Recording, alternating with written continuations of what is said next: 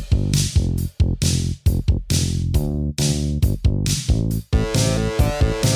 got you into a Remington party. What's my thanks? It's on the hallway carpet. I got paid in puke. Lick it up, baby. I got paid in puke.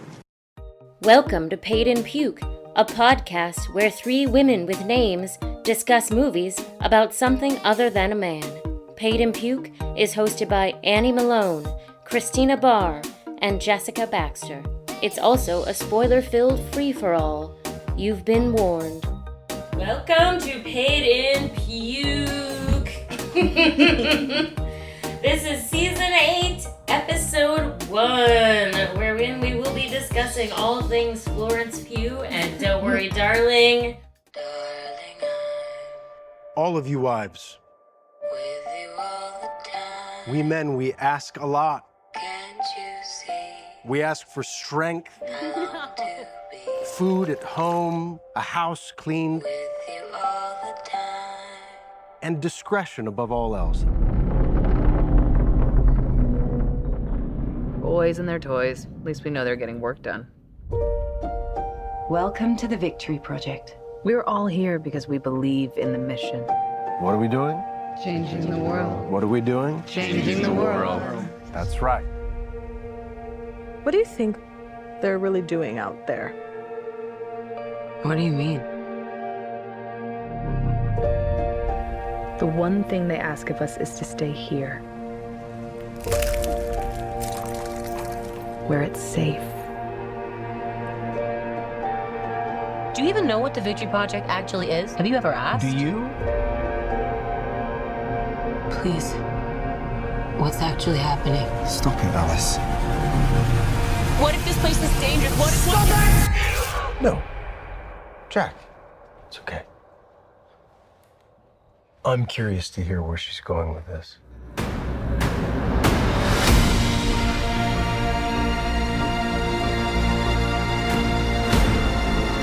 I need you to listen to me. They're lying about everything. We are not going backwards. We're pushing forward. Everyone is acting like I'm crazy. And I'm not crazy. Our life together. We could lose this. I don't trust him.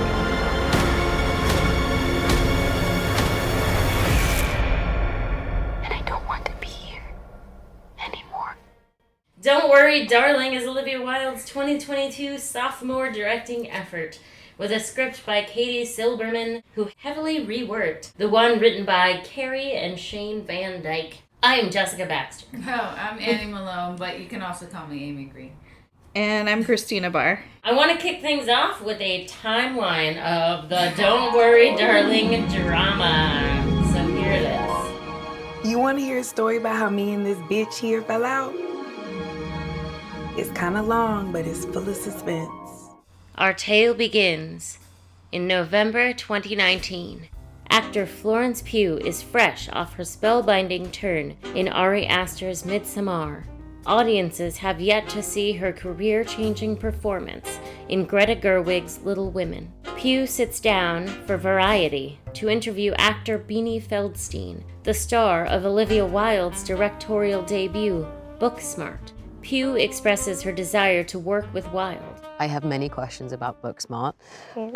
What was it like to work with Olivia Wilde? Because I am totally in love with her. And how was the shoot like with that many young actors? And what were the difficulties and what were the best days? Please fill me in. I think you and Olivia would be like, you'd be so drawn to each other because she's just as fearless as you are in her work on screen and off screen. I can tell. I think Olivia is a remarkable director. She's so fresh and energetic, and I was believed in her so much. It was Olivia's kind of confidence in all of us that I think made us all rise to the occasion. I think Olivia and Greta share that in that every character in all of their movies just has a moment that makes them clear and complex and lovely and someone you want to watch for a whole movie of their own. I also feel like with films that size, everybody is so invested in the script that it becomes like this, everybody's making it. Totally. It's a Everybody's labor of making love. it, and everybody's lifting things, and everybody's eating everyone's food. And you're there for one sole purpose, which is you all believe in the script and you all believe in the team, and you'll do anything for it. Yeah. April 2020. Amid casting news for the follow-up to Olivia Wilde's Booksmart, Florence Pugh posts on her Instagram, @Olivia Wilde just tagged me in a picture. Gasp number 1. @Olivia Wilde casted me in a film. Gasp number 2. @Olivia Wilde is my idol and allowed me to be a part of this feckin' incredible cast. Shia, Chris, gasp number 3. September 2020. Problematic actor Shia LaBeouf, originally slated to star opposite Pugh in Don't Worry Darling, leaves the project. Deadline reports that he's exiting due to a scheduling conflict, but Variety reports that he, quote, displayed poor behavior and his style clashed with the cast and crew, including Wilde, who ultimately fired him, end quote. Dunkirk actor and former One Direction singer Harry Styles is soon announced as his replacement. Wilde later says that Harry was her first choice, but he couldn't commit due to his touring schedule. The pandemic freed him up. November 2020. Olivia and Ted Lasso star Jason Sudeikis announced the end of their 7-year relationship, which involves shared custody of their 2 children. Production on Don't Worry Darling is halted for 2 weeks after a member of the crew tests positive for COVID. Pugh, Styles, and Pine are all quarantined on location in Palm Springs. December 2021, Wilde gives an interview to Vogue which highlights the sex in Don't Worry Darling, saying she, quote, realized how rarely they see female hunger, and specifically this type of female pleasure, end quote. January 2021, Wilde and Styles are spotted holding hands in public. People magazine reports that based on the actor's behavior on Don't Worry Darling set, quote, everyone saw it coming, end quote. February 2021, Wilde conducts an interview with promising young woman director Emerald Fennell for Variety's Directors on Directors series. She explains her no assholes policy on the Don't Worry Darling set. Quote, it puts everybody on the same level. I think that it is an unfortunate part of the kind of paradigm that has been created over the last 100 years. The idea that great art has to come from a place of discomfort and anxiety, end quote. She never mentions Shia or his exit in this interview. February 13th, 2021. Don't Worry Darling filming wraps. April 2022. The Don't Worry Darling press tour begins. Wilde presents the trailer at CinemaCon. A process server approaches and hands her a manila envelope marked personal and confidential. I want you to imagine a life where you have everything you could ever want, ever dream of. Not just the material, tangible things like a beautiful house and perfect weather and gorgeous cars. This is for me, right now. This is very mysterious. I'm gonna open it now because it feels like it's timely. Is this script? Oh, okay. Got it. Thank you. But, you know, and gorgeous cars, but also the things that really matter, like true love with the perfect partner, real trusted friendships, and a purpose that feels meaningful. Deadline reports that the envelope contained legal documents from Sudeikis that were meant to establish jurisdiction relating to the couple's children. A source close to Sudeikis claims the actor, quote, had no prior knowledge of the time or place that the envelope would have been delivered, as this would solely be up to the process service company involved, and he would never condone her being served in such an inappropriate manner, end quote. This same month, Harry Styles releases the single As It Was. July 2022. People have started to notice that Flo hasn't mentioned Don't Worry Darling on Insta, despite posting about other work and adventures. The fire is fueled on July 21st, when Wilde posts a shot of herself in the editing suite with a close-up of Florence Pugh on the monitors and the caption, quote, "Watching this woman work was such a fucking thrill. Cannot wait to show you more," end quote. Pugh does not like or comment on the post. July 30th, Page 6 runs a story claiming that Pugh and Wilde have had a falling out over the latter's relationship with Styles. Says a source, quote, "I can tell you for a fact that Flo seeing Olivia and Harry all over each other on set did not go down well, as Olivia was still with Jason when she first hooked up with Harry. Jason and the kids visited Olivia on set at the beginning a few times, so I think this all made people feel a little uncomfortable," end quote. August 2022. August 10th. Pugh makes her first Insta post about Don't Worry Darling since the casting news. It's a movie poster with a half-second clip from the film and the caption, quote, "Not everyone gets this opportunity. Not long now.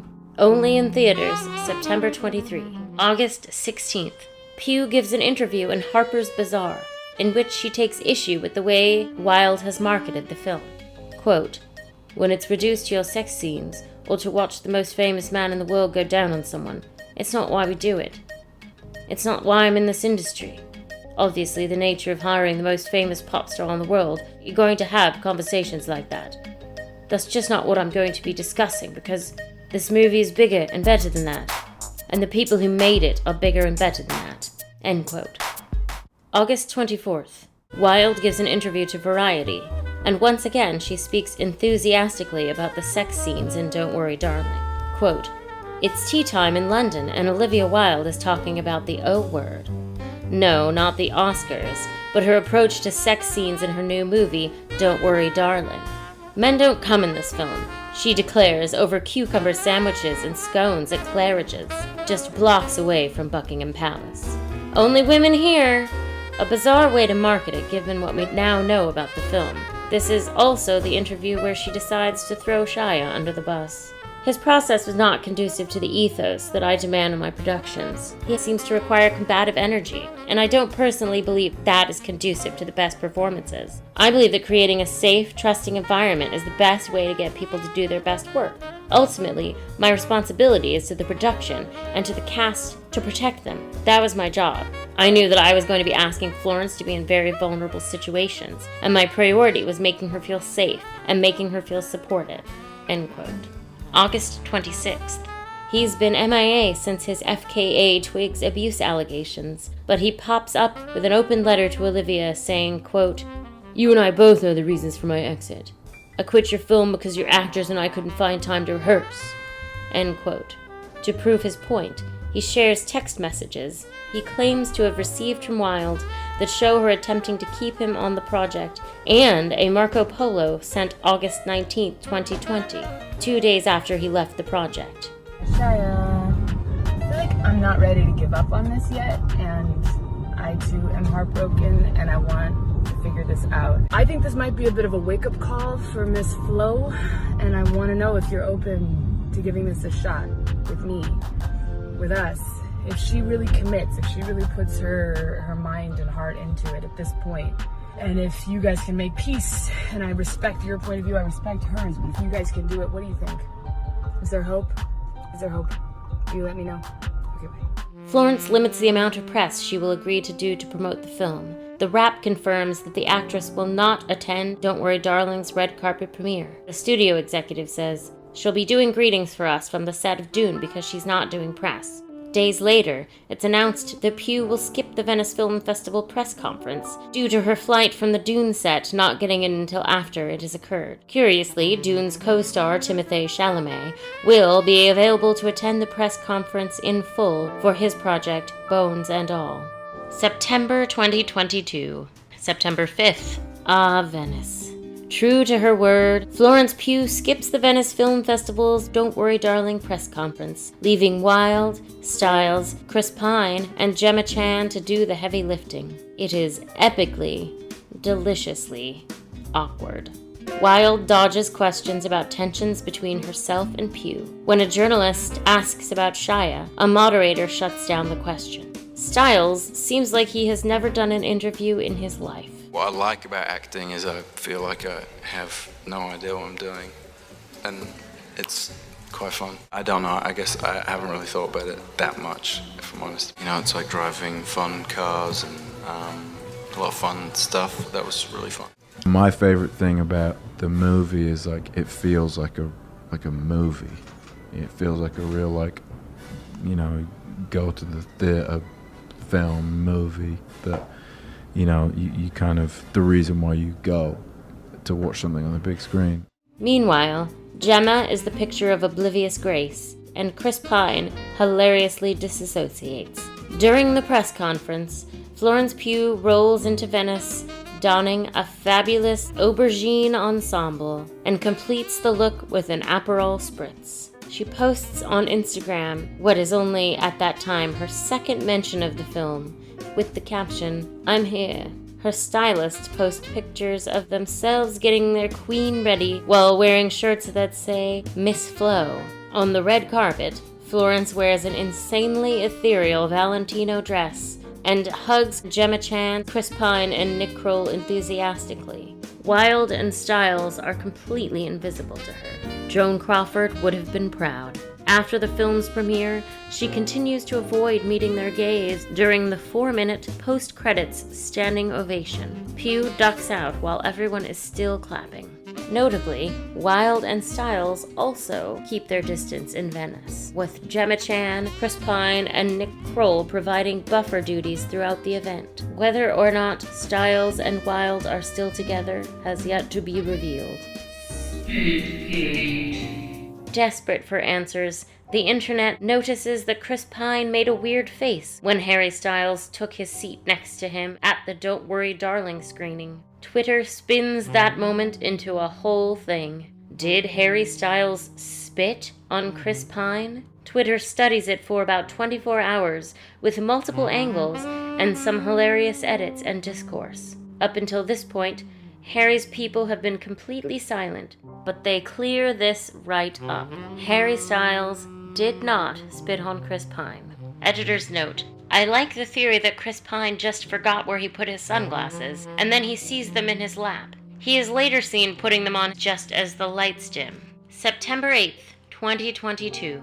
Olivia does an interview with Vanity Fair and denies rumors that she cheated on Jason Sudeikis with Harry Styles. Quote, "The complete horseshit idea that I left Jason for Harry is completely inaccurate. Our relationship was over long before I met Harry.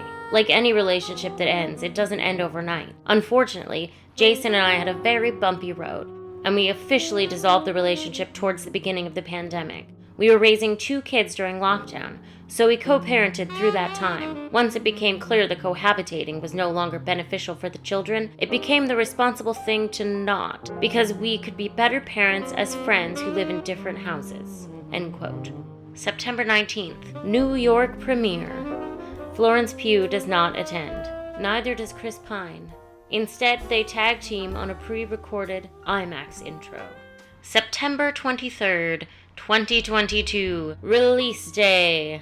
Florence Pugh uses her now 8 million Instagram follower platform to boost news about women protesting oppression in Iran. She knew people would be checking her account to see if she was saying anything about the film, and she wasn't. September 25th, Florence posts what many suspect is her one contractually obligated social media post to promote Don't Worry Darling.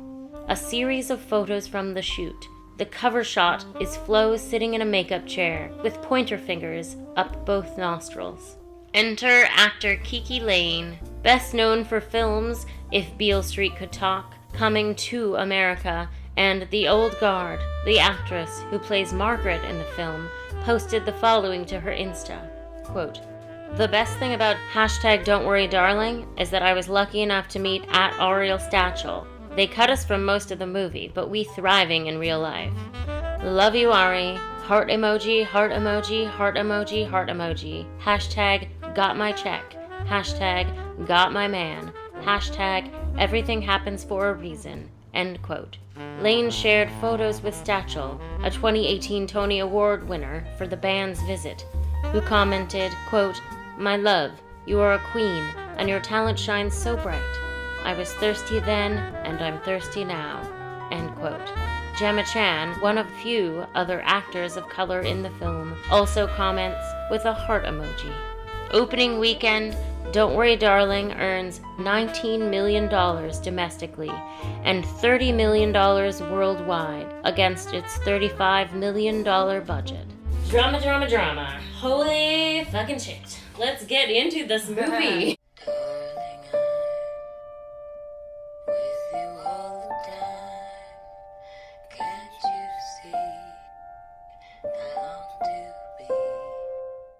Don't Worry Darling tells the story of Alice, Florence Pugh, a 1950s style housewife who lives an idyllic life alongside her husband, Jack, Harry Styles, in a mysterious town called Victory, run by an enigmatic figure named Frank, played by Chris Pine.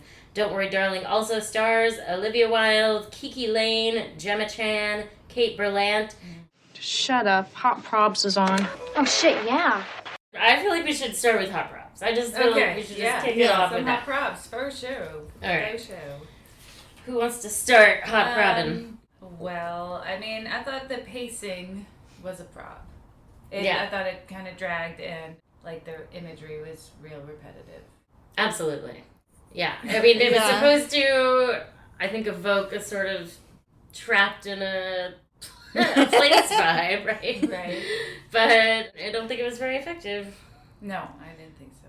Yeah, I thought the twist, it was sort of like tacked on in the end. I felt like they should have had the twist come earlier because there was so much in the movie of Alice just being like, something's weird. Something's weird. This is weird. Or maybe there could have been like less, this is weird. Yeah.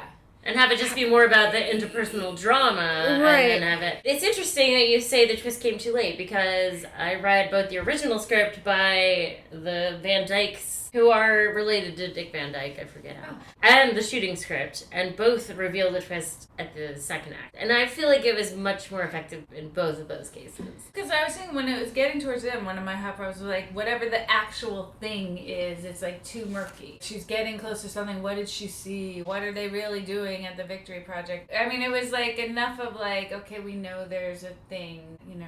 Yeah. It kind of felt like a TV show, like the way a TV show would parse it out. Yeah. It just needed to come sooner. And I also, just going along with what you were saying, Annie, about the repetitiveness, I feel like Olivia Wilde did not know how to direct a genre picture. And when I mentioned this to my husband, he was like, what genre would you say it was? And I was like, sci-fi? And he's like, I thought horror. And I was like, yeah, I guess it is supposed to be horror. Like, I could tell she was going for something. And there was a funny tweet about a white woman doing a Jordan Peele movie. It's not really clear what genre she's going for. She needed to sort of commit to one. I guess when you think about the influences, there's Suspiria and Rosemary's Baby. Those are both definitely pretty firmly horror, but Right. Well, there's that's also what I was Clockwork thinking. Orange. Yeah. I saw that same Jordan Peele tweet, but I was like, I don't know, it's like an Ira 11 movie. Yeah. But, So that's because Jordan Peele was cribbing Ira 11. Right, I feel like whoever wrote that wasn't aware of Stepford Wives, because it's like, alright. I think it's Jordan Peele in the sense that it's like the way that he modernized the Ira 11 look. I also like the guys in the red jumpsuits, I thought. Was Oh yeah, like that reminded me of too much Us. Yeah. Yeah. I thought that was too evocative of us, you know. Very much so. And in the shooting script, it was written as just like the milkman and the post van. Yeah. That's kind of even more scary. Because it's like the they're people- right here. They're here all the Yeah. time. They're always watching you, and you can't trust anyone. The idea Yeah. of civil servants working for Frank. Yeah, They're among us. Yeah. Yeah, I read a lot of like the Letterboxd reviews. They did mention that, like, Get Out for white women. Not for white women, but Or I don't know. by white women. By white women or something. Yeah. I don't know. Yeah. I just remember, like, I saw like a lot of people commented that it seemed like she borrowed a lot of stuff from other movies. It's like she took all these successful things that from she other knew movies she and was put them all supposed to together. like, but didn't really understand why, is the vibe I was getting. She was definitely doing a Rosemary's Baby thing with the doctor and the paranoia and is she crazy? Most of my patients have had nightmares. I have some pills I can prescribe for that. But it also felt like it was by someone who had been told what that experience is like and hadn't experienced it themselves. Yeah. It's really been hard for me to put my finger on what it was that bothered me about it, but there's definitely something in the direction that feels disingenuous to me. Right, And yeah, less like, what's so the than, point of like, view? Booksmart, where I felt like she fully understood the comedy vibe and nailed it, and that really felt like her wheelhouse. And then the direction here feels really forced, like almost like someone was like, you should follow it up with the genre picture, and she was like, okay, I guess I'll figure out how to do that, and it didn't quite work. Yeah, I see what you're saying. Like, it's a thriller made by someone who's not a fan of thrillers. Yes, you know? thank you. Right. I'm like really thinking about it. I mean, I'm very stuck on the like Get Out for white women. It's like, okay, but that's just Stepford Wives. You know? Right. That's true, yeah. I know, it's probably a bunch of young people that have never seen Stepford Wives or even knew what that is. Right. It's just funny because I remember when Get Out, like when we saw the trailer for Get Out, it's like, okay, Black Lives Matter, Stepford Wives. That's true. I'm just gonna go back and forth forever. It's Jordan Peele or Ira Levin. Right. Chicken or the egg. Who knows? Who can remember? Well, I understand like what you're saying about sort of like the gaslighting by someone who hasn't experienced, because like I feel like that's something that's so effective in Rosemary's Baby and Stepford Wives. It's like the woman like figures the whole thing out. Yeah. And also there's a Kiss Before Dying, I think it's called. Anyway, like that was like his thing, you know? Yeah. And it's like they figure the whole thing out, and I was like, man, that's crazy. This was just crazy, you know? And then it's like, guess what? She was right. Yeah. And this is like, I know there's something weird going on, but I don't know what it is, and I'm gonna find out. And it's like, oh, That didn't really feel true to the character. And that, again, that was like a rework from the shooting script, which is that she does figure it out really early, and they do keep resetting her, but like, she figures it out. Wow. It's revealed and she figures it out, and they keep resetting her, which I do think is more insidious than just, I've almost got it, and then as soon as I've almost got it, you do something to... Right, or it would have been more thwart if there me. were like little tiny flashes of the modern life, the real life. Because I feel like that's what it would really be. I mean... Right, she'd remember things. She would remember her real life on some level, right? Yeah. Like, the people who are in there and they know they're in there... Right, what's like the Jack, difference? like it seems like it'd be kind of scarier too if he like got something wrong about their past, like was referencing their past in real life, and then she was like, oh, I thought this other thing, and then Right. and then she remembers it the way that he said it the first, you know, that kind of thing. Right. Yeah, because of the fact that they all have their set paths and their set backstories. Yeah, they all have the same memories or meeting their husband. Where did you meet Bill? We met on a train. To Boston. Yeah. Cute. Yes. You dropped your ticket, and he bent down, picked it up, gave it to you, right? It is, yeah. That's how Margaret met Ted. And Peg, am I right in thinking that that's how Debbie McIntyre met her husband? Yes, I am. That's how they met. Yes, that's true. Isn't I'm it? jealous, honestly. It's such a Wow. sweet story. Yeah. Yeah. Isn't that funny the way it's a coincidence? Incredible. There are only so many different stories that we're told. We're told what we remember until we try to remember things that they want us to forget. Remembering your real life or knowing that something is wrong or this isn't real is like a bug in that universe. You have to be like electric shock therapied out of that. And Yeah, it that's was what the really pills are sick. for, that kind of thing. Delusions, memory problems, hysteria. We saw these issues with Margaret and know that it's completely curable. Dr. Collins prescribed you a suite of medications which you were clearly not taking. The question is why? He's lying to us. He's lying to all of us. Alice. Like, don't you remember we honeymooned in Niagara Falls? You better take your pills. Like, that kind of thing. The shooting script was so much better than the movie we saw, which is disappointing. And goes along with another hot prop that is also related to the drama, which is the Margaret KIKI Lane cut. Release the KIKI Lane cut. It does not make any sense that they cut her character. Why did they do that? Right. She's so pivotal. And Alice is always referencing her friendship. Like, this is supposed to be her best friend. And they start the movie with her best friend gone, basically.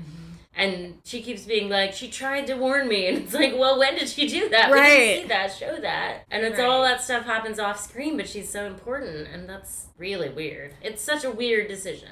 Yeah, it's a movie I feel like has a weird blind spot with race because it doesn't seem like race is really a factor in the 1950s, which feels like not right, you know? And I guess like it sort of does make sense when you realize what's really happening, you know? Yeah. It would have been nice if they'd said something about it, or at least to try to address it, if it'd be like, the reason it's not a factor is because we're in this idyllic community we've created. Like we're so progressive or something. And that actually would have been kind of a nice cover almost for why they're so separated. Because he does keep referencing the outside world and how bad things are there. But it's like, no, here we're very much into sweeping people of color aside and silencing them as well. And getting them to leave as soon as possible. And then Gemma Chan's character, Shelley, also doesn't make any fucking sense in the movie. I don't know who Gemma is. She's Frank's wife. Oh, she's like so... She's like British, right? Yeah. She's so complicit. His family has built something truly special. It's a different way, a better way. And then at the end, she's like dial man. I still don't know if her character was gonna take over now, or if she was suddenly mad about him and wanted revenge and was freeing herself. They don't make that clear at all. And in the script, they cut some of her scenes too. In the shooting script, she kind of wakes up and is like, oh, I want to free myself. And that part is clear. And she just has this one little pithy line in the movie that's like, it's my turn now. It's your turn to what? Like, leave or become Frank or what? I just don't know what that was supposed to be. I thought that Frank wasn't depraved enough or something. I don't know. He just seems like he an just idiot, didn't seem kind of. Like a real sick. I don't know. What is the enemy of progress? Chaos. Yeah.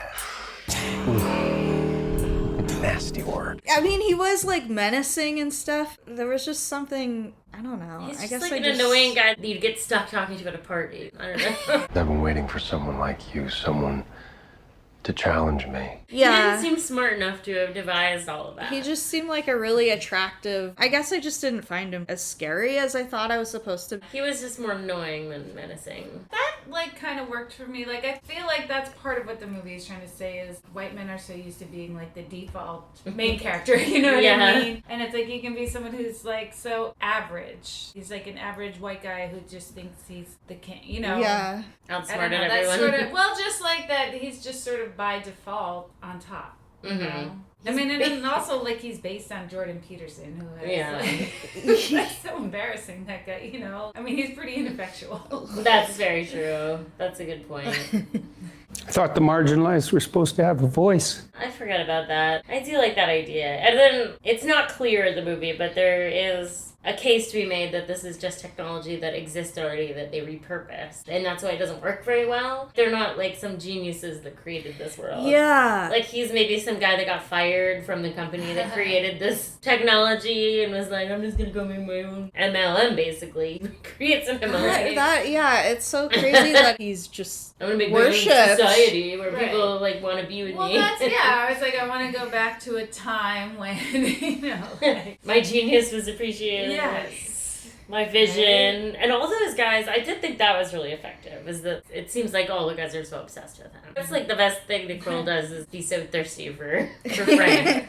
Right. I kind of thought when it goes to the present day and like he's this dejected husband at the computer or whatever, and he's supposed to be like an incel, but an incel being married or having a wife, like that's not like the usual incel. I think it's supposed to be like a rabbit hole he goes down. I don't think this works very well, but I did sit for a long time trying to figure out, because it's very clear to me that they're trying to make his character sympathetic. Oh. And I don't think it works at all. Doesn't, but I think that's part of it, is that he's supposed to be this devoted husband who was earning more than her, and then he loses his job. But there's one line in the real world where he's like, how am I going to take care of you now? And she's like, it's fine, I still have my job, I'll pick up some more hours. And that's when he like starts going down the rabbit hole with the website. And she's gone for 30-hour shifts and she doesn't see this happening. That is supposed to make him sympathetic, and then also the Pinocchio dance at the club. But I don't think that Harry Styles is a good enough actor to pull this off. But I think he was supposed to be showing like some sort of nuanced anguish when he's dancing.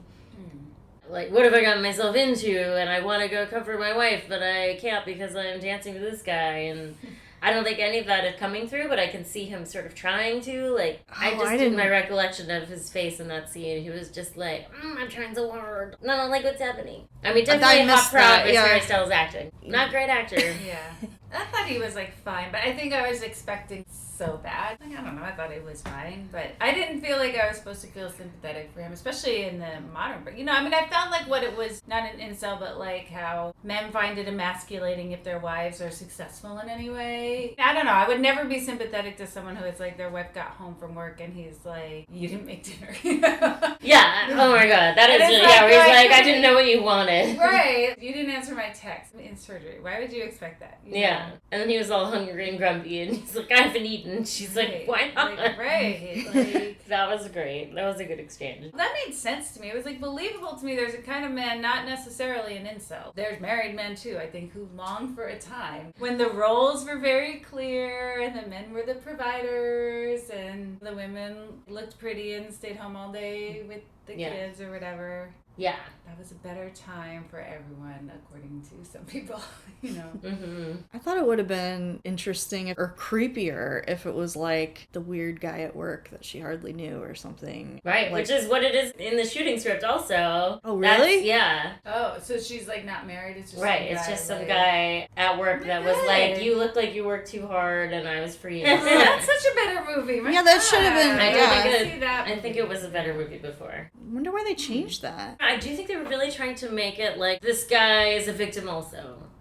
In a way. I don't think it was successful, but I think that's why they made those changes to Jack's character.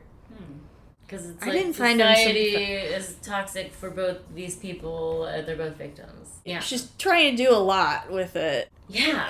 And she wants the sex for the women to be like... Okay, like, and that was That's just a great like thing. another... That's another hot prop for sure, which is obviously that she almost forgot what her movie was about. I mean, it's one thing to like not want to reveal the twist, and it's another thing to completely misrepresent the movie in order to be like, it's a feminist movie, even the sex is feminist, when the sex is actually, I mean, it's a rape because she's a prisoner every time. It's a rape. It doesn't matter if he's going down on her. Right. She did not consent to be there. Yeah, that's weird. Yeah, it's really weird.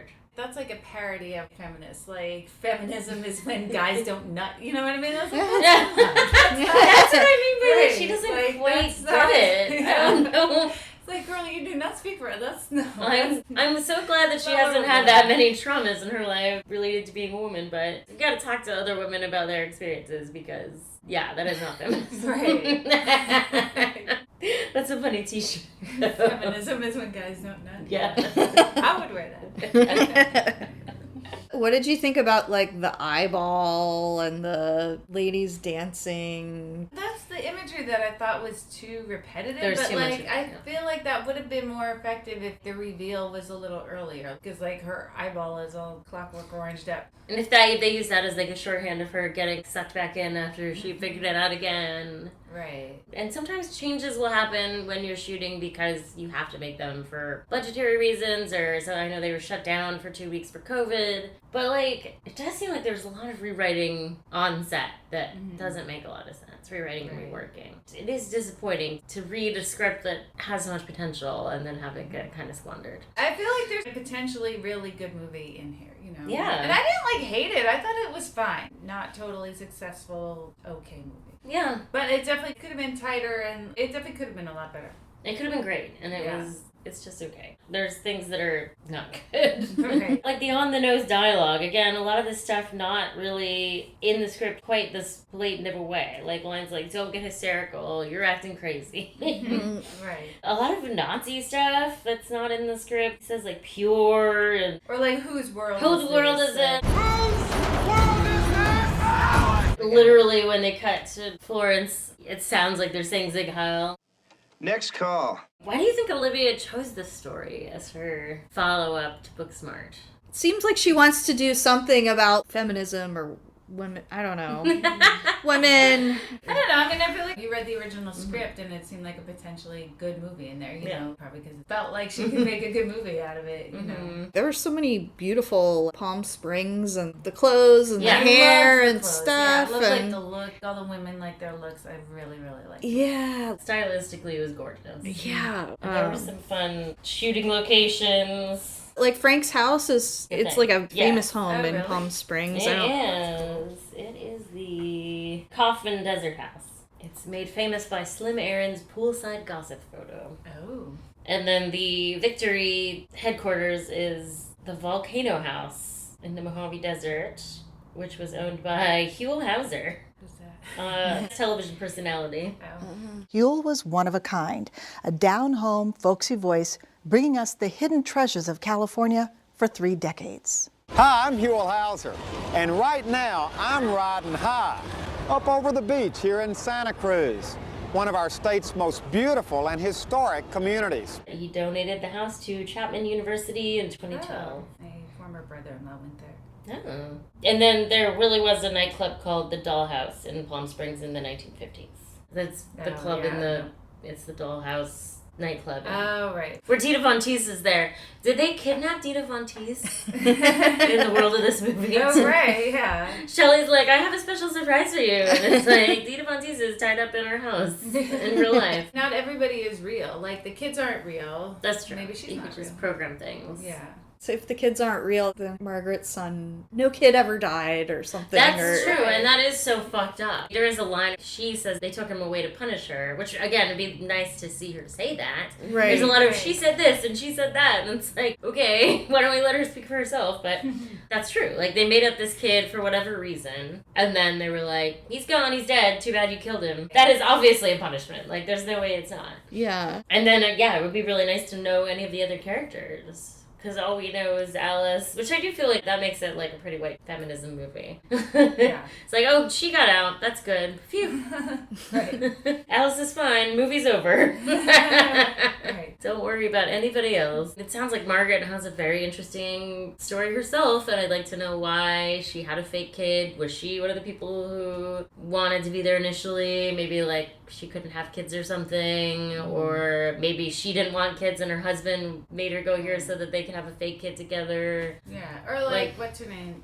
Peggy, I think, Kate Berlant. Yeah. Like, when she's like, oh, always pregnant. That's sort of interesting. Like, Yeah. what's that story there? Right, like, is that just her husband likes her to always be pregnant for some reason? Right, or did she, like, lose a baby, or, like, or, Yeah. like, what? I feel like there's something there, too. Is she literally always pregnant? Right, You know? that would be interesting to know. Mm-hmm. And then, why does Bunny know? That doesn't make any sense. Who is Bunny? Bunny is Olivia Wilde's character, Okay. where she's like, I'm here by choice, I chose to be here, but I still know that my kids are dead. Why does it help you to be in a simulation and know that your children are dead? Like, why not have your memory? I mean, that I feel made sense to me. You know, Really? like, yeah, totally. I mean, want to that's live in a just simulation denial. but still know that my kids are dead. People are there either with their own knowledge or not. Like, she knows that she's there, but, her kids are there. I mean, that makes sense to me in the way that in the universe of the movie, you're living in the simulation, but that's your life. You're living that day to day, so her kids are there. For... I don't know. It seems like it wouldn't lessen the pain. I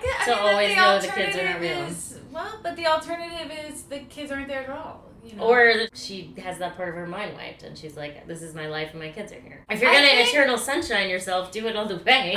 But that's not what's happening. I don't think anybody voluntarily gives up their consciousness and their knowledge. It's like you're either there against your will or you're there of your own accord, and I guess the people that know they're in there, that's that. I don't know, that part makes sense to me totally. I mean, I guess it's like, okay, I'm leaving this world for that world. That makes sense to me. I don't know. Okay. Yeah, that does, with the people that chose to do it. And Jack seemed to be I think all knowledgeable. the men know. Yeah. Because he's like, I didn't want to do this. And then, she gets dragged away or whatever. He's making these choices. They definitely show him, in that kidnapping her. Right, I mean, with her thing, it's almost like people who believe in an afterlife. It's like, well, it's okay, so you're in heaven and your kids are there too. Okay. I guess I'd like to have heard more of an explanation. When Alice finally starts asking questions, it's like when she has to go. It's really bad timing. She's like, wait, I have a bunch of questions, but also I guess I better run for my life. Go! Just looking back, like when we know that Bunny has known she's been there, or chose to do that, like in the beginning with the tray contest with the drink on the head, she can do it the longest or whatever. They made some comment about Bunny can do all this with like a cigarette and a drink in her hand or whatever. And it's like Bunny's like killing the drinking and smoking games or whatever. She's on the leaderboard. She's been here a while, it seems like. She knows all the parlor games. I guess she doesn't have to keep getting wiped, and maybe that's it. When she didn't know, she would keep figuring it out anyway, and then that was like kind of devastating all over again. But this way, at least she knows, and she doesn't have to ever have the electroshock, because she's a good little wife who's there on her own accord. Yeah, I mean, why would you voluntarily get electroshocked like that? I mean, I wouldn't voluntarily do any of it, I guess, but yeah, I was just trying to understand why you would know about it. Like, if you're so gutted that your kids are dead, I guess for me, if I'm so gutted that my kids are dead and can't live in the real world anymore, I would want to forget they were dead. That's the only thing that would make me feel better, but... yeah. I don't know. She goes a Where different she way. said they're real to me. Like the whole thing was real to her. You know, like I feel like the people who chose to go there like that, to them that was like their real life. You know, it's like the same argument of like, is an AI real that has consciousness, you know? At some point, I mean, what if they lived that way their entire life? Isn't it essentially real then? I guess that's true. It's just, I keep thinking about like the Joey Pants argument from The Matrix about who was like, I know this steak doesn't exist. I know that when I put it in my mouth, the Matrix is telling my brain that it is juicy and delicious. After 9 years, you know what I realize?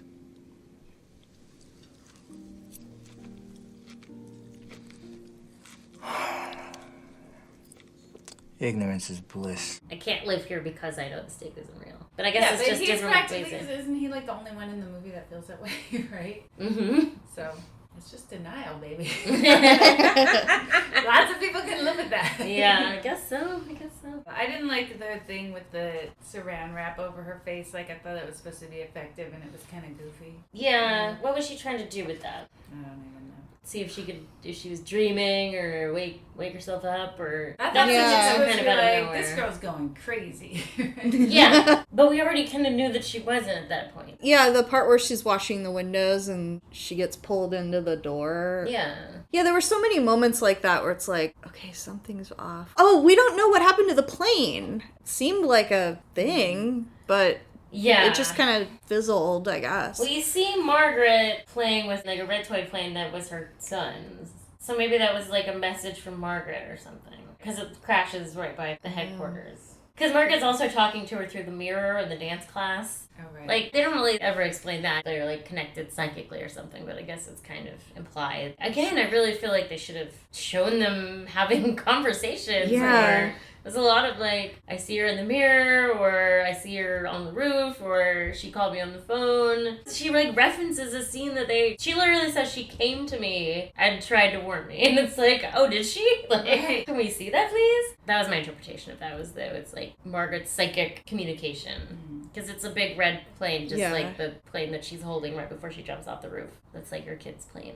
But yeah, I mean, they spend a lot of time on imagery, and yeah, I feel like some directors could pull it off, but I don't think it was pulled off here. But it is really funny that she is like, I'm gonna get off of this trolley and go try to help, because she doesn't know that that's not really a plane there. Because when she gets there, there's no plane, so she assumes something. But she's like, I'm gonna go help. Like, how could she help? Right. Yeah. I'm gonna go climb this mountain and get really sweaty and dehydrated, and then I'm sure I'll be able to help all of those people in the plane crash. Right.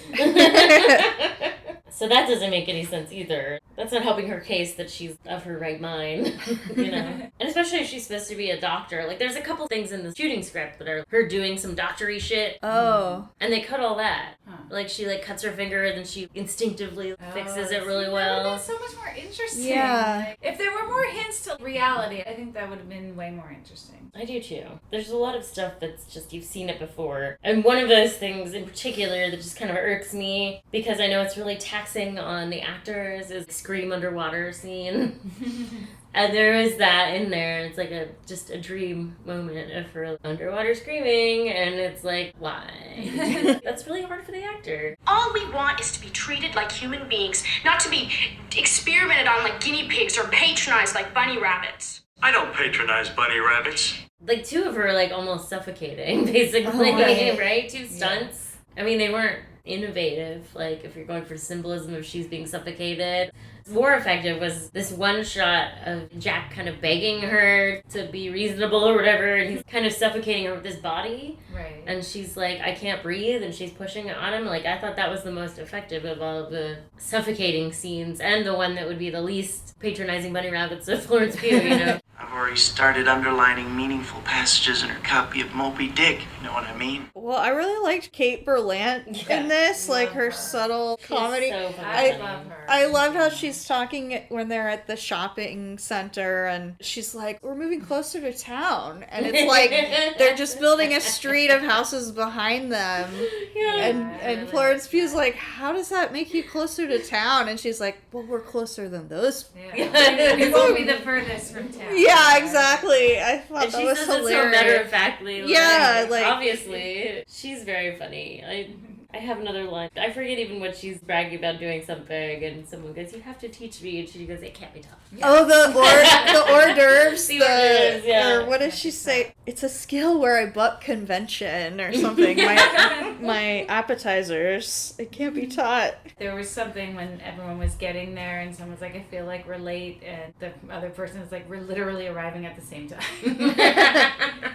I wonder if there was a little bit of improv here and there. A lot of skilled improv people in the cast. It's not exactly a meaningful passage, but I think that the cleaning shots are stylish and effective. I really appreciate that. Even though it's been done before, I guess I really don't feel like it could be overdone. And especially with Florence being cute, period. Right. But just how monotonous it is to fucking clean and do dishes and laundry all the time. Yeah. Yeah. It really is. Yeah, those old school vacuum cleaners. And wiping the windows with a newspaper, which I guess was a thing. What? Yeah, because you prevent streaks or something. Oh. I've never done it, but that was a thing, I think. I liked when he was asking her to have a baby, and he said, like, I want more of you. And it's like, having a baby does not give you more of your partner. Right. But then he kind of cracks up to be like, I want a little you, which is like, yeah, it would be a little her. Having additional ones of her, basically, not more of her specifically. Well, that's good, because you would definitely not have more of her. Yeah, no shit. I thought it was especially cruel, too, that the kids were kind of pains in the ass, like a lot of them except for Frank and Shelley's kids, who were like perfectly well-behaved robots, and I wonder if Frank was like, I'm gonna make my kids not a pain in the ass, but everybody else's kids are. Because, like, Bunny's kids, aren't they always trying to strangle each other and stuff? Yeah. Well, maybe that's, like, what happens. That's the personality. Well, no, that's what... Shit, girl. Oh, wow, that's... I felt like her kids are always almost dying because they really die. You know, and that's what she's reliving, is like, she stops it. Oh my god. Fucking hell. See, I want that in there. I want that in there. I don't want it to glean it all. You don't have to spell it out, but, like, it shouldn't be like that we have to sit down and try to give everyone a backstory ourselves. Right. There's a lot of interesting stuff that I feel like is almost there. Because I think that is interesting. If that's what it's like, okay, look, her kids are like always almost killing each other, and then we find out they really died, maybe some gruesome way. I feel like there's something there with the like always pregnant, you know? And how those things are like really traumatic for relationships. Like a miscarriage will end a relationship, or not wanting kids with your partner will end a relationship, or kids dying. But, like, again, you have to infer all that. I thought it was funny with Frank's children. They make and serve the cocktails. Right. Bunny's like, okay. And then the kids like... She's like, okay, bye. Take their cue and, like, walk away. Oh, yeah, I love that. Yeah, just right. That little weirdo makes the best Manhattan I've ever had. I thought Bunny was pretty funny in some moments. Like, she had some funny stuff.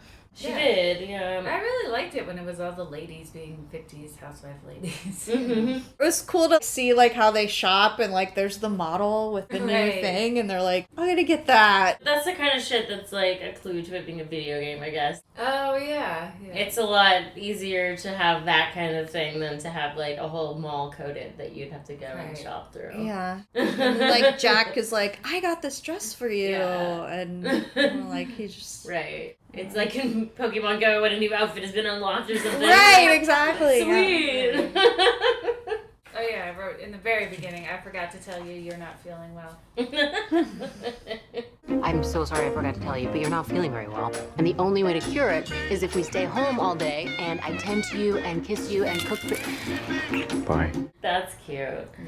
And then I also wrote Nicole's line, I think it was about Peggy. She needs another drink to keep the baby healthy. Yeah. It was kind of funny that they, like, I mean, I guess they can drink in that world, because why not? I loved when Jack is trying to make mashed potatoes and he's like trying to mash the raw potatoes. Yes. And she's like, you need to boil those. God, he's dumb. I know. That was just to kind of like, really? Is he really trying to do that? Yeah. That was also what that makes me think of, like, video game Overcooked. It's like everything's burning in the kitchen and you have to run around and keep a bunch of shit. Like, oh God, I hate it's very games stressful. it's like games that are like a thing that's annoying in real life. Do it as a game. No. Yeah.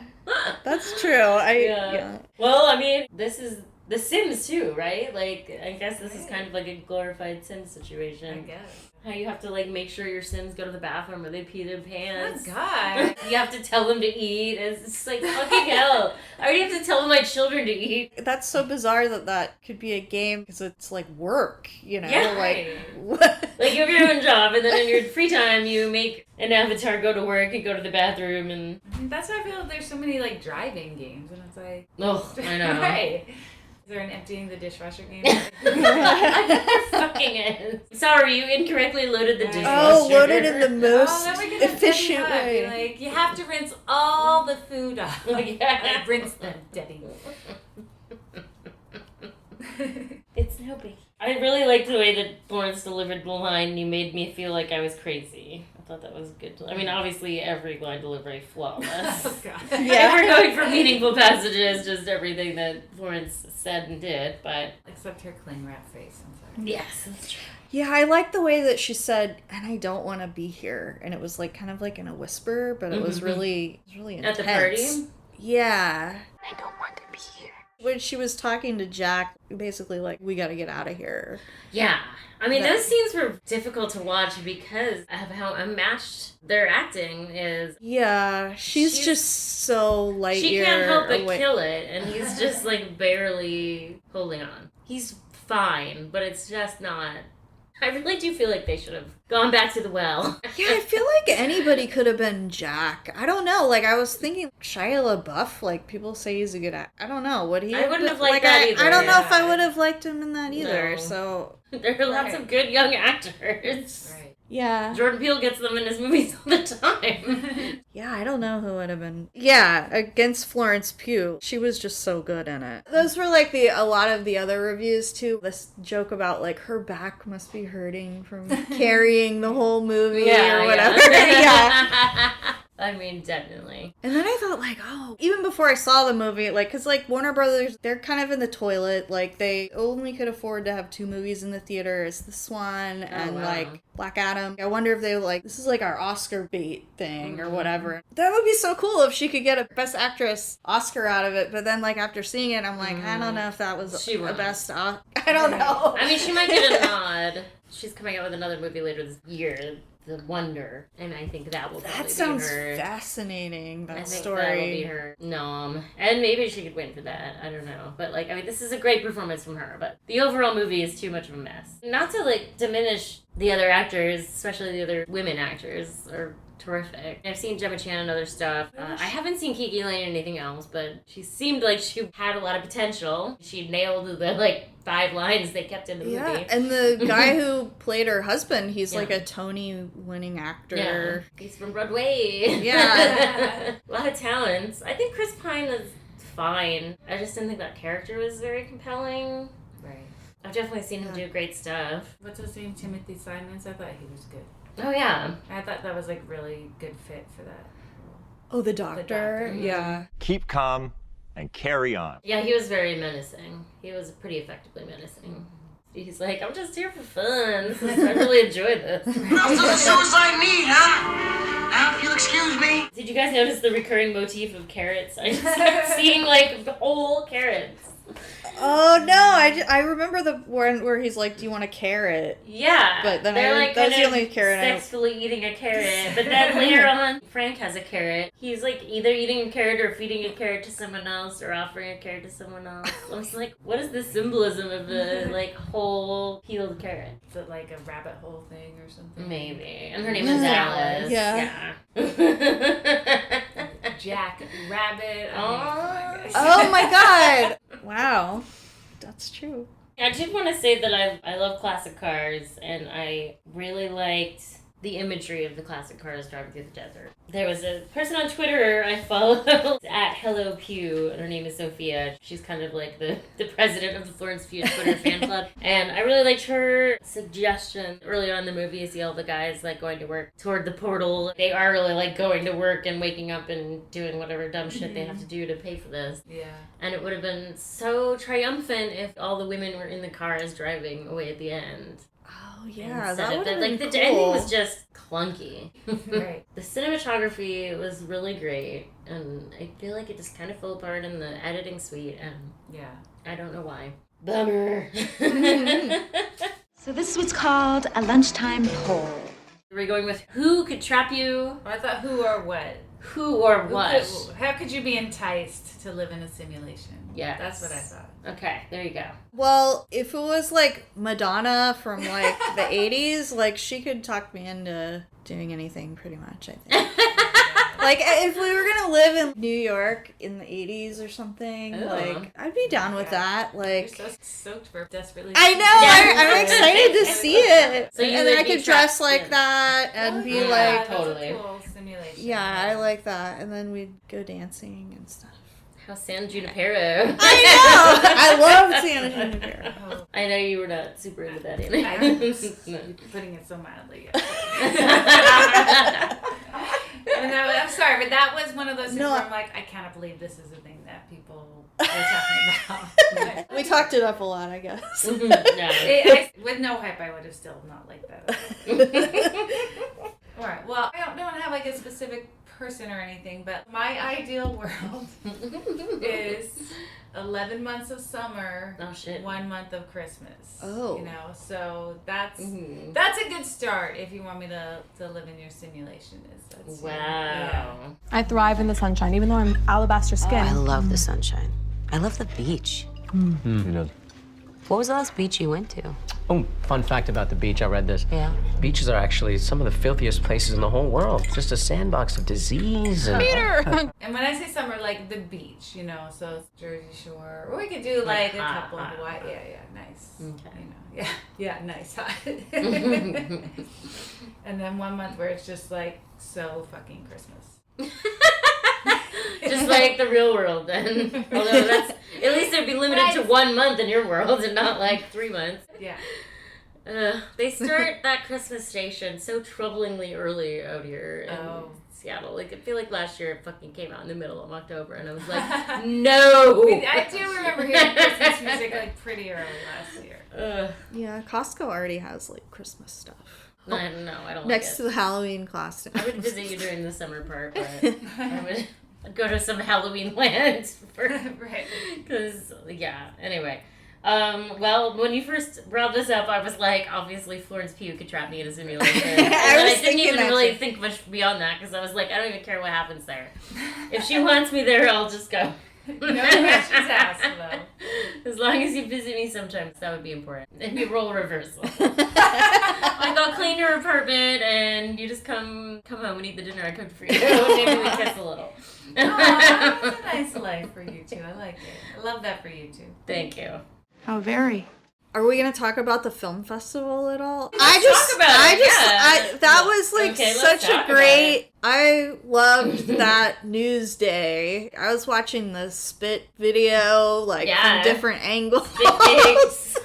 I know. I loved the thing where they were like, he dropped a goat. Oh yeah, I like that one where too. they dropped a goat in his lap. I actually had a little tweet that got a little viral from commenting on that. Yeah, that was so fun. I Really loved it. I really truly want Ryan Murphy to make the feud of that story. That would be great. It would be amazing. Like harmless fun, I feel like, in a lot of ways. I mean, maybe not like harmless to like literally everybody, but yeah.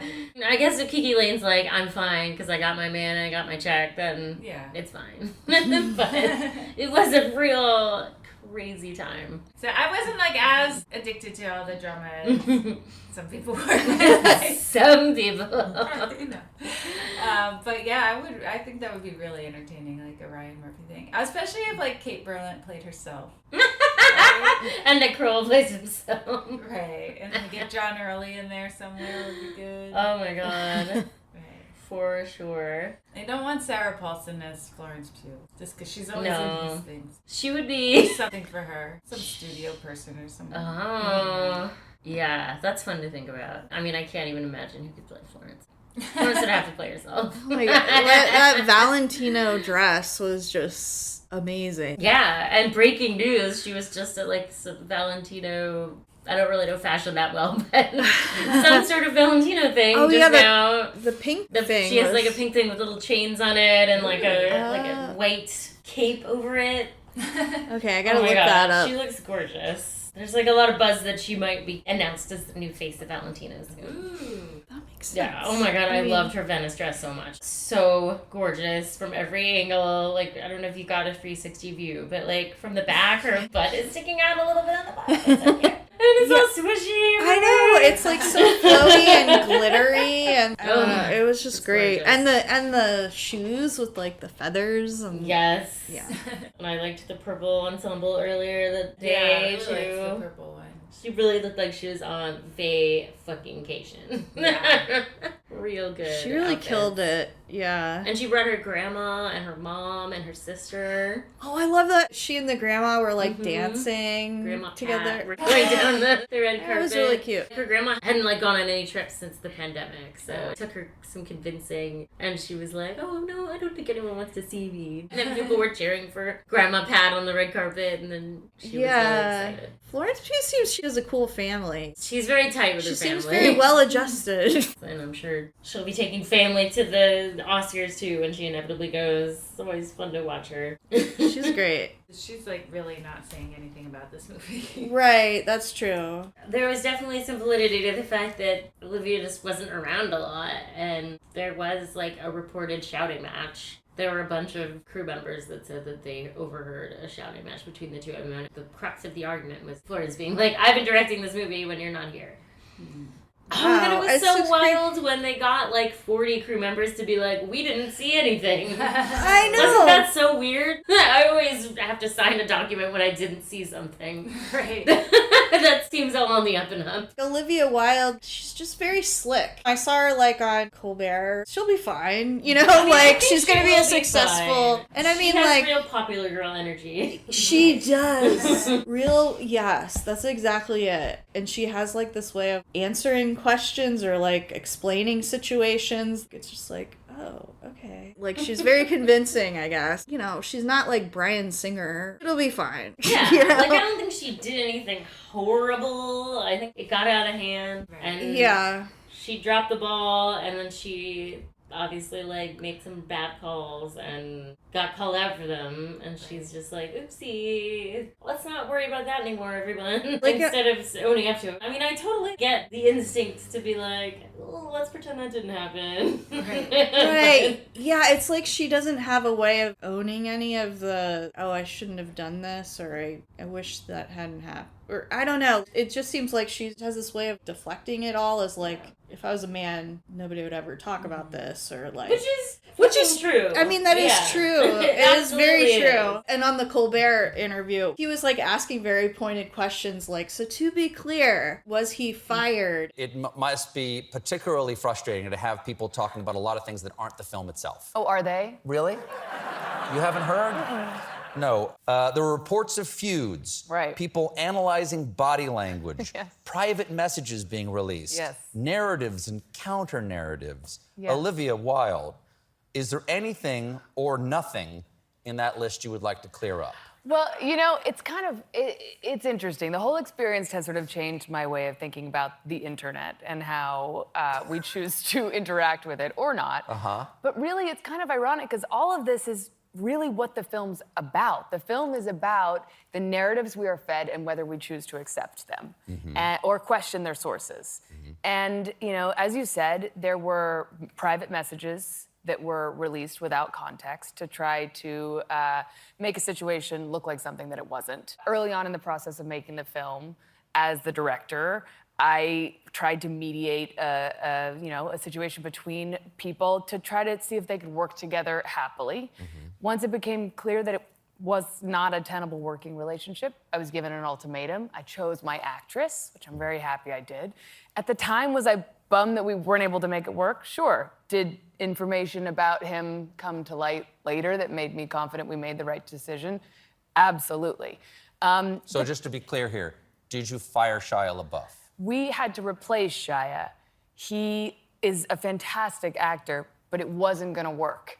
When he gave me the ultimatum of, you know, him or Florence, I chose Florence, and that was him feeling he was stepping away and me feeling like we were moving on without him. So are you saying, just to be clear here, because this is what people are parsing, okay? Yes, and I am a please, tribune clarity. of the people Yes. to parse this. Yes. So are you saying, and correct me if I'm wrong, Yes. that he wouldn't do the movie in the way that you wanted him to? Yeah, there was no... And therefore he had to go so he can say he quit and you fired him and both of you can think you're right? It's a question of semantics. No, but honest to God, is that it? Yes, Like, absolutely. it has to be this way, and he said, I can't do that, I'm leaving, and you said, well, then you're fired? He said, well, then that's great. You go and we shall move on. And it was that, you know, it wasn't going to move forward in the way that he wanted it to.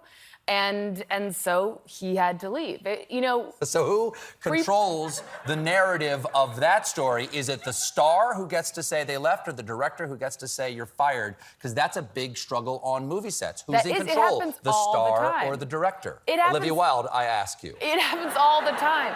Her interpretation was, yes, I had to make a choice and I chose my actress. And but Shia LaBeouf is like, I quit your film or whatever, and it's kind of unfortunate that, you know, he's like trying to be relevant or like trying to make his comeback story or whatever and make him seem like he's a changed person, and this is the vehicle for it. But and I have heard a theory that it's kind of plausible that it was like she let him think he quit. Oh. With the whole like, oh, we couldn't find time to rehearse, and it was like, well, no, there wasn't going to be time to rehearse because he needs to go. And didn't know how to fire him. It was handled badly, and it seemed like one of those things where maybe it could have been like a harmless lie of like, we'll let him think he quit, but then later on, and like she's definitely doing that for publicity of like, no, I chose my actress and I have an asshole free set and I wouldn't stand for it. And that's when he was like, wait, hang on a second. And the pay gap thing, because she was saying like, that was the most offensive to me. It was, I was an actor and I wanted the pay equity to be not an issue. Yeah. And didn't she like resolve that after well, we don't know fact, for sure. We don't know for sure. But that's my theory, is that when that Shia thing came out, that was when she suddenly announced, oh, I'm not going to do any press. And I think she was like, okay, here's what we're going to do. And then it was like lawyers sat down. Like, we know that lawyers sat down. Right. And hashed something out. And I know that she had an issue with the fact that Harry Styles was making more than her, which... fucking fair, because first of all, he's not even in the movie nearly as much as she is. She's in almost every scene. It's insane that he would be even offered more than her for any reason. Like, he's been in one other movie where he didn't even talk, or and like that's crazy. So I do think that she was like, all right, well, I won't give any interviews about this if I don't have to do any promotion, and let's even this out while we're at it. Like, I don't know if that happened, but I bet it did. It's not like the director gets to decide how much people get paid, though. Yeah, but a director can push for it. Lobby for that, sure. Yeah. The other quote, something that I kept replaying on the internet, was like at the press conference at Venice Film Festival, she's like, I don't think I need to say anything. The internet feeds itself. Yeah. And she's like, I think the internet is sufficiently nourished. She's very slick. She definitely has a publicist who feeds her. She's good at like reading her lines, the publicist. It's almost like, everything is perfectly crafted before she even just like, that's anytime you don't want to answer, there's like 5 different lines lines you can say when you don't want to answer a question. And they all Right, have it's one. like acknowledge the drama but don't address it. You know? Mhm. I mean, that's just like a strategy. Yeah, big CEO energy or something. It's interesting. I mean, I feel like someday someone will spill the beans and we'll know the whole story. It'll be a great day when that happens. And it sure has been interesting. Yeah. It's been a fun ride. Definitely. If you enjoyed this episode of Paid in Puke, please take a minute to rate us highly on your preferred podcast listening apparatus. If you did not enjoy this episode, no further action is necessary. Paid in Puke is hosted by Annie Malone, Christina Barr, and Jessica Baxter. Music by Silent Partner. Follow us on Twitter at PaidInPukePod, on Instagram at PaidInPukeSeattle, and on Facebook at Paid in Puke Podcast. Thanks for listening. Lick it up, baby. Lick it